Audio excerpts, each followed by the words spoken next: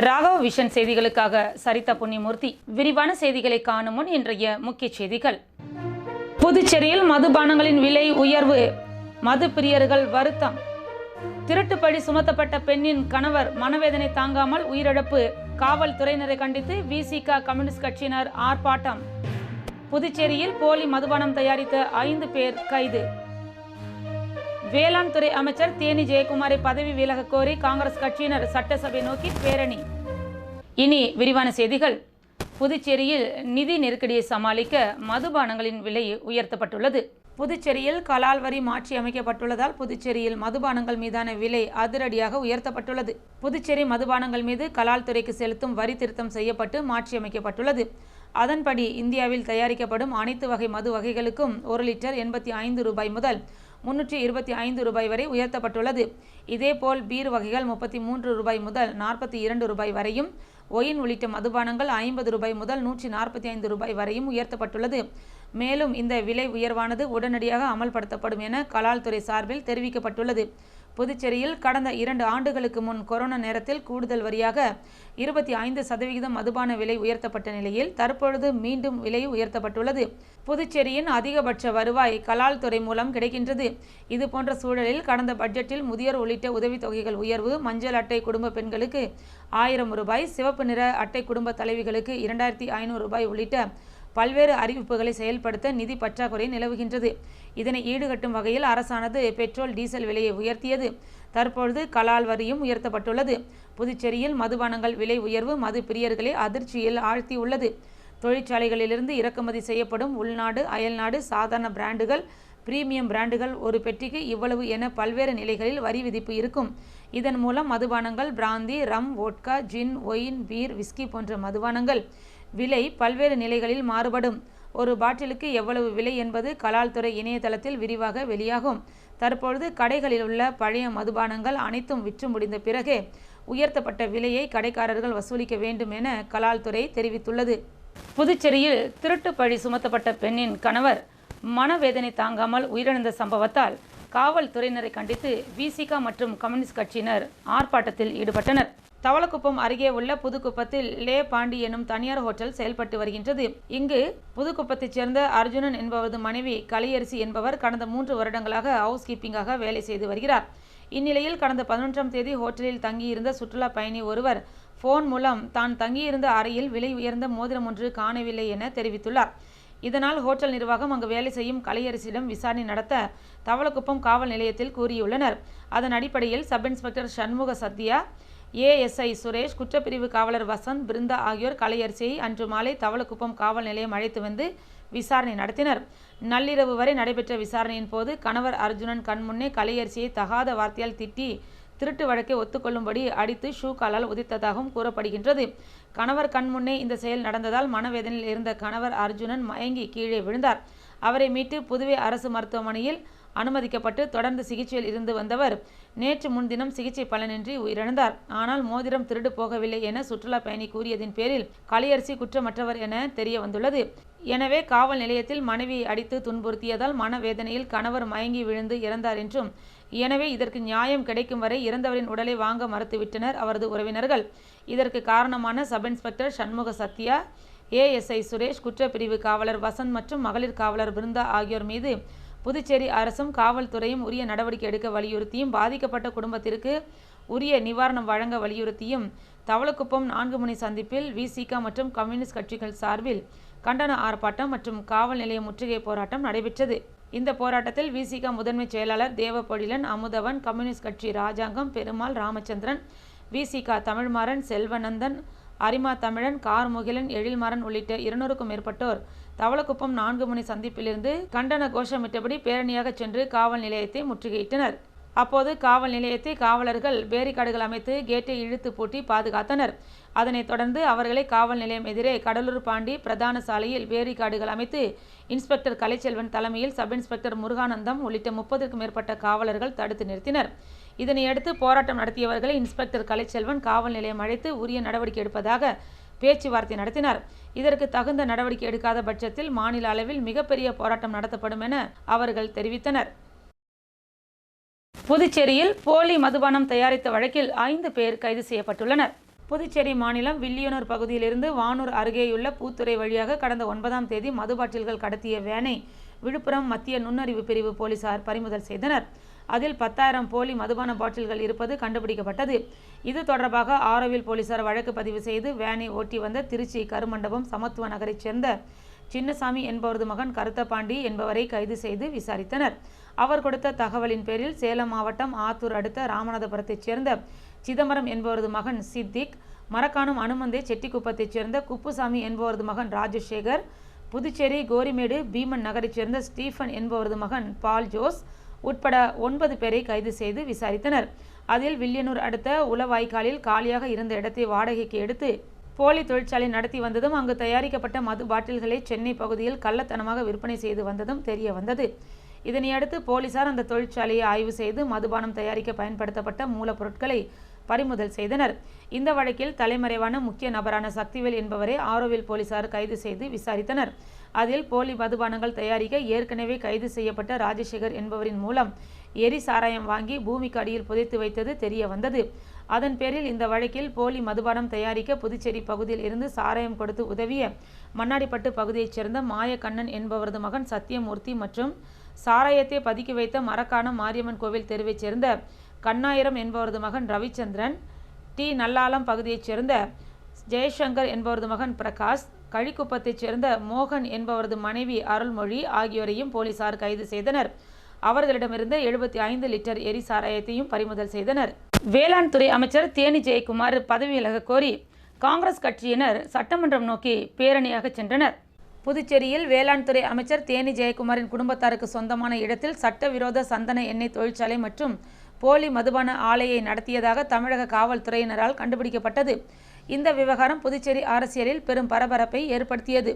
இந்நிலையில் வனத்துறை அமைச்சர் தேனி ஜெயக்குமாருக்கு எதிரான குற்றச்சாட்டுகள் குறித்து எவ்வித விசாரணையோ நடவடிக்கையோ எடுக்காத புதுச்சேரி அரசை கண்டித்தும், அமைச்சர் தேனி ஜெயக்குமாருக்கு எதிரான குற்றச்சாட்டுகள் குறித்து சிபிஐ விசாரணை நடத்த வலியுறுத்தியும், நியாயமான விசாரணை நடத்த அமைச்சர் தேனி ஜெயக்குமார் உடனடியாக பதவி விலக கோரியும் காங்கிரஸ் கட்சி சார்பில் சட்டமன்றம் நோக்கி கண்டன பேரணி நடைபெற்றது. முன்னாள் முதலமைச்சர் நாராயணசாமி தலைமையில் அண்ணா சிலையிலிருந்து நேரு வீதி வழியாக சட்டமன்றம் நோக்கி சென்ற பேரணியில் காங்கிரஸ் மாநில தலைவரும் பாராளுமன்ற உறுப்பினருமான வைத்தியலிங்கம், சட்டமன்ற உறுப்பினர் வைத்தியநாதன் உள்ளிட்ட 500க்கும் மேற்பட்ட காங்கிரஸ் கட்சியினர் கலந்து கொண்டு அமைச்சர் மீதான புகார்கள் குறித்து சிபிஐ விசாரணை கோரியும் புதுச்சேரி அரசுக்கு எதிராக கண்டன கோஷங்களையும் எழுப்பினர். தேசிய பசுமை தீர்ப்பாயம் அமைச்சர் தேனி ஜெயக்குமார் குடும்பத்திற்கு சொந்தமான இடத்தில் ஆய்வு செய்து அங்கு சட்டவிரோதமாக சதுப்பு நிலக்காடுகளை அகற்றியுள்ளதை தேசிய பசுமை தீர்ப்பாயம்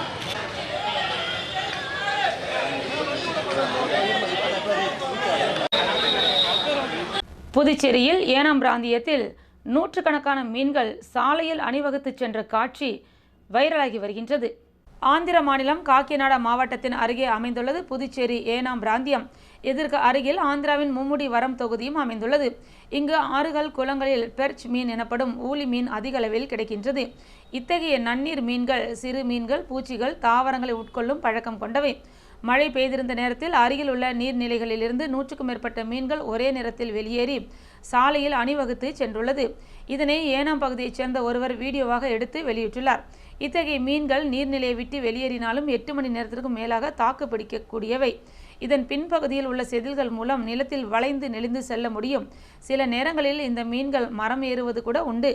ஏனாம் அருகே உள்ள மும்முடி வரம் தொகுதியின் தானே லங்காவில் வரிசையில் செல்லும் இந்த மீன்களை உள்ளூர் மீனவர்களால் கோரகலு மீன் என்று அழைக்கப்படுகின்றது. இது முழங்கால் மூட்டு வலிக்கு பயனுள்ள ஒரு மருத்துவ மீனாகும். தோலை நீக்கிய பிறகு மக்கள் மீனை சமைக்க பயன்படுத்துவதாக ஏனாம் மீன்வளத்துறையின் உதவி இயக்குனர் தாதலா கொண்டையா தெரிவித்துள்ளார். புதுச்சேரியில் கிரீன் வாரியர் நிறுவனம் மூலம் மேற்கொள்ள உள்ள துப்புரவு பணியின் துவக்க விழா நடைபெற்றது. புதுச்சேரியில் தூய்மை செய்யும் பணியில் ஸ்வச்சதா கார்ப்பரேஷன் நிறுவனம் ஈடுபட்டு வருகின்றது. இந்த நிறுவனத்தின் ஒப்பந்தமானது இந்த மாதம் இறுதியுடன் நிறைவடைகின்றது. இதனையடுத்து புதியதாக கிரீன் வாரியர் என்ற நிறுவனம் ஜூன் 1ஆம் தேதி முதல் புதுச்சேரியில் துப்புரவு பணிகளை மேற்கொள்ள உள்ளது.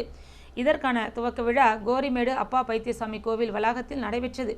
ஆதி திராவிட நலத்துறை அமைச்சர் சாய் சரவணகுமார் தலைமையில் நடைபெற்ற இந்நிகழ்ச்சியில் சிறப்பு விருந்தினராக கலந்து கொண்ட முதலமைச்சர் ரங்கசாமி தூய்மை பணிக்கான வாகனத்தினை கொடியசைத்து துவக்கி வைத்தார். இந்நிகழ்ச்சியில் கிரீன் வாரியர்ஸ் நிர்வாகத்தின் ஊழியர்கள், அதிகாரிகள் மற்றும் தூய்மை பணியாளர்கள் என அனைவரும் திரளாக கலந்து கொண்டனர்.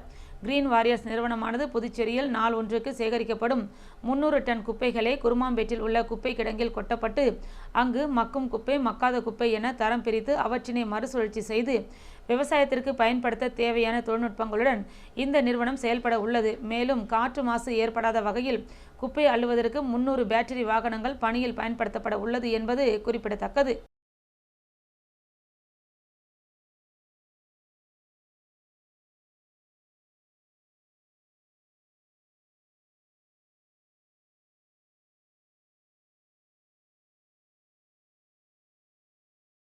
உலக நன்மை வேண்டி புதுச்சேரியில் உள்ள பிரசித்தி பெற்ற ஆலயங்களில் சிறப்பு அபிஷேகம், ஆராதனைகள் நடைபெற்றது.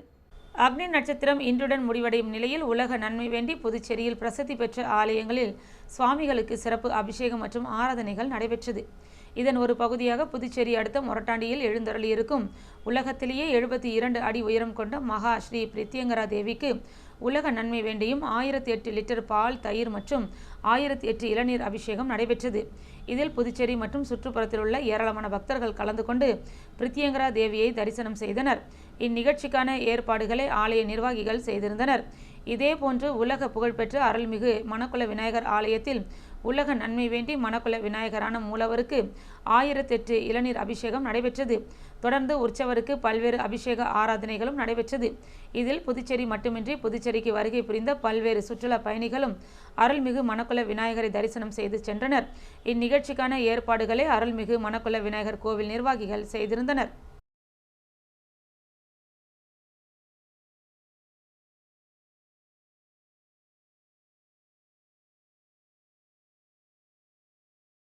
சாரம் சக்தி நகரில் அமைந்துள்ள ஸ்ரீ சந்து முத்துமாரியம்மன் ஆலயத்தில் பால்குட ஊர்வலம் நடைபெற்றது.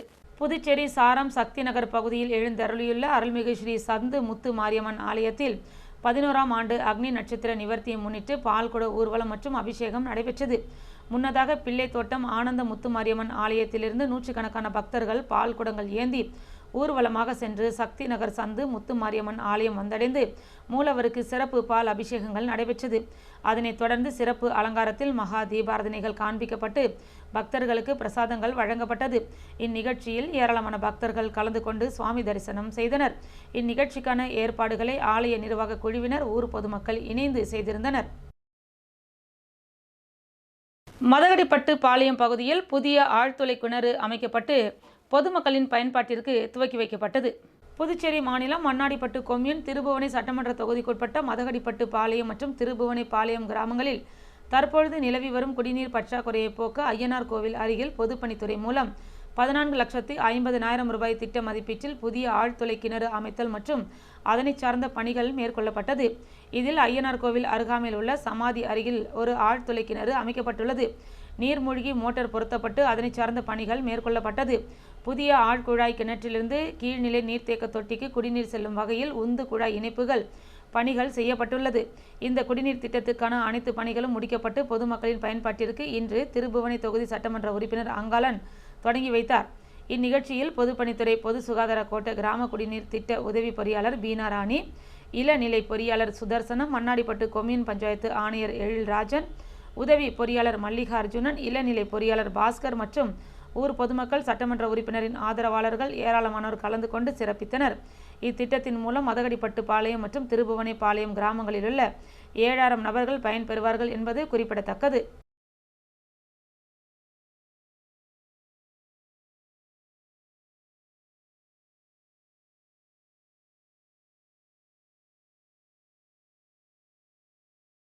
மரக்காணம் மீனவ கிராமங்களில் மீன் இறங்குதள கட்டிடங்களின் திறப்பு விழா நடைபெற்றது.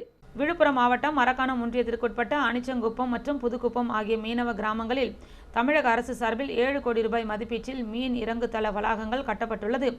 இதற்கான திறப்பு விழா நிகழ்ச்சி சென்னையில் நடைபெற்றது. இந்நிகழ்ச்சியில் தமிழக முதலமைச்சர் மு.க. ஸ்டாலின் கலந்து கொண்டு காணொலி காட்சி மூலமாக புதிய கட்டிடங்களை திறந்து வைத்தார்.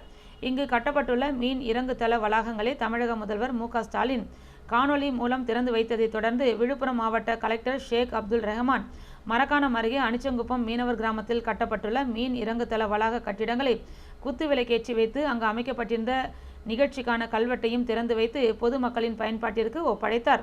இந்நிகழ்ச்சியில் மரக்காணம் ஒன்றிய சேர்மன் தயாளன், விழுப்புரம் மாவட்ட மீன்வளத்துறை உதவி இயக்குனர் நித்திய பிரியதர்ஷினி, துறை சேர்மன் பழனி, மாவட்ட கவுன்சிலர் புஷ்பவல்லி குப்புராஜ், ஒன்றிய கவுன்சிலர் துர்காதேவி கலைஞர், மரக்காணம் வட்டாட்சியர் நீலவேணி, மரக்காணம் வட்டார வளர்ச்சி அலுவலர் சிலம்பு செல்வன் மற்றும் சம்பந்தப்பட்ட மீன்வளத்துறை, உள்ளாட்சித்துறை அதிகாரிகள் கலந்து கொண்டனர்.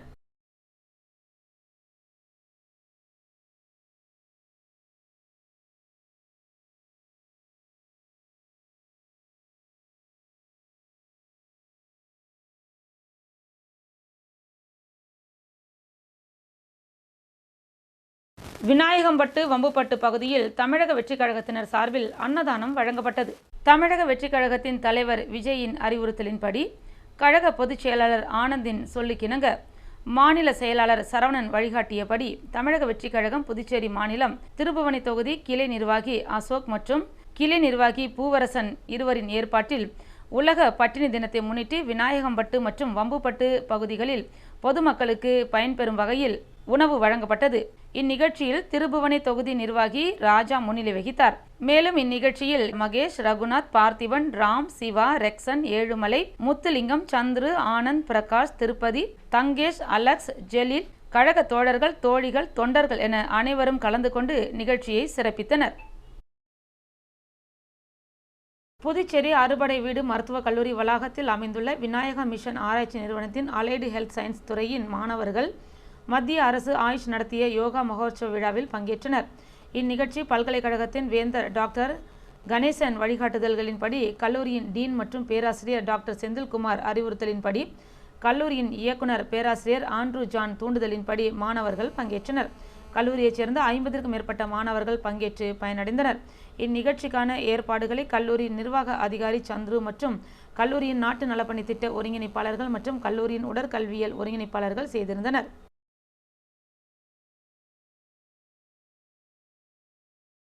புதுவையில் இன்றைய தங்கம் மற்றும் வெள்ளி விலை நிலவரம்.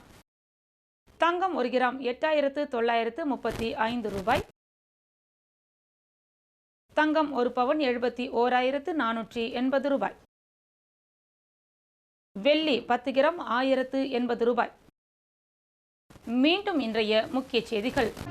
புதுச்சேரியில் மதுபானங்களின் விலை உயர்வு, மது பிரியர்கள் வருத்தம். திருட்டுப்பழி சுமத்தப்பட்ட பெண்ணின் கணவர் மனவேதனை தாங்காமல் உயிரிழப்பு. காவல்துறையினரை கண்டித்து விசிக கம்யூனிஸ்ட் கட்சியினர் ஆர்ப்பாட்டம். புதுச்சேரியில் போலி மதுபானம் தயாரித்த 5 பேர் கைது. வேளாண் துறை அமைச்சர் தேனி ஜெயக்குமாரை பதவி விலக கோரி காங்கிரஸ் கட்சியினர் சட்டசபை நோக்கி பேரணி. இத்துடன் செய்திகள் நிறைவடைந்தன. வணக்கம்.